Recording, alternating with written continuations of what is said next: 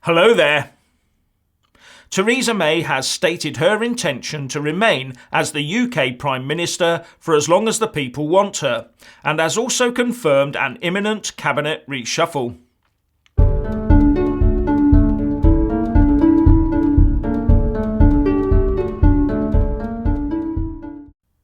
The Prime Minister told Andrew Marr on BBC One that she would be making some changes to the cabinet and that they would be happening soon.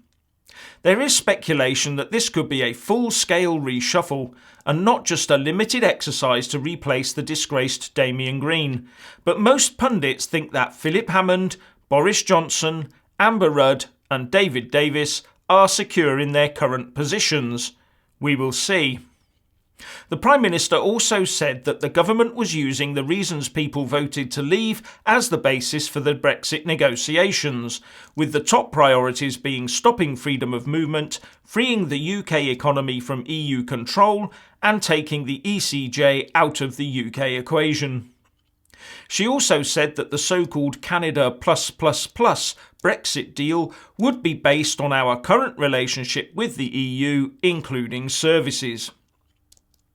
The Brexit architect Nigel Farage has revealed the questions he will be asking of Michel Barnier in their meeting scheduled for tomorrow.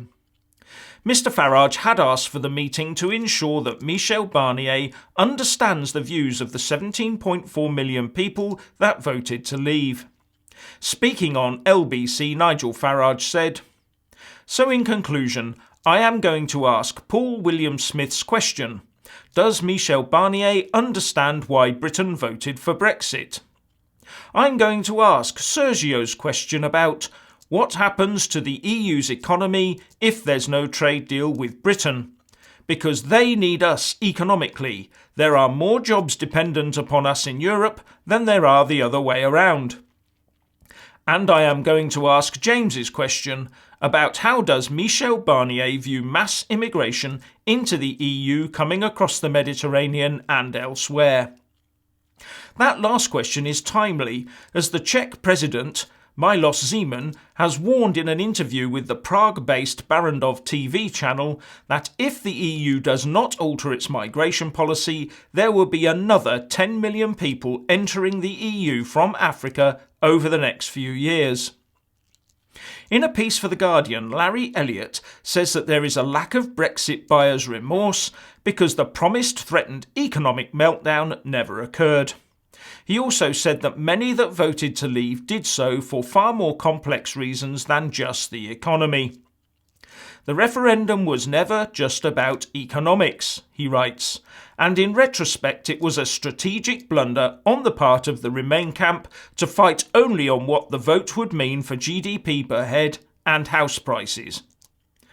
But the economic element was the only argument that Remain had. Leavers could argue about the economy as well as such things as democracy, national identity and sovereignty. But how could Remainers champion giving our country away? That would have been the surest way of losing the vote.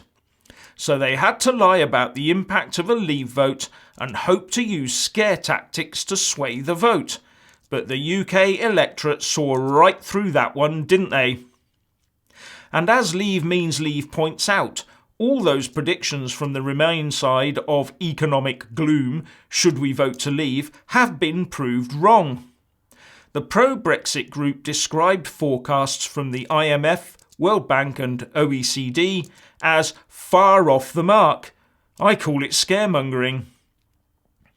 According to a report in The Independent, over 2,300 EU academics have resigned from UK positions, and it talks about a Brexitous brain drain. But let's just put this in context, shall we? A university's UK International report earlier in the year pointed out that 29% of the UK's academic staff are from overseas, with the number of EU academics in the UK more than doubling in the last decade. Then The Independent gives us the following numbers. New figures show a 19% increase in departures of European staff from universities last year compared to before the EU referendum, and a 10% rise from some 2,130 resignations in 2015-16. Quoting a Lib Dem Freedom of Information request, it also says that the institution showing the highest number of resignations was the University of Oxford, with 230 leaving last year compared to 171 in 2014-15. Note they don't use the figure from the immediately preceding year. But the university itself says that it has also recruited a load of staff from the EU, so the numbers are overall even. But mysteriously, the one figure that is missing from the piece is how many EU academics came into the country last year. This piece only talks about those going, not the overall net effect. Wonder why? After all, a big net loss would surely be a much bigger story, wouldn't it?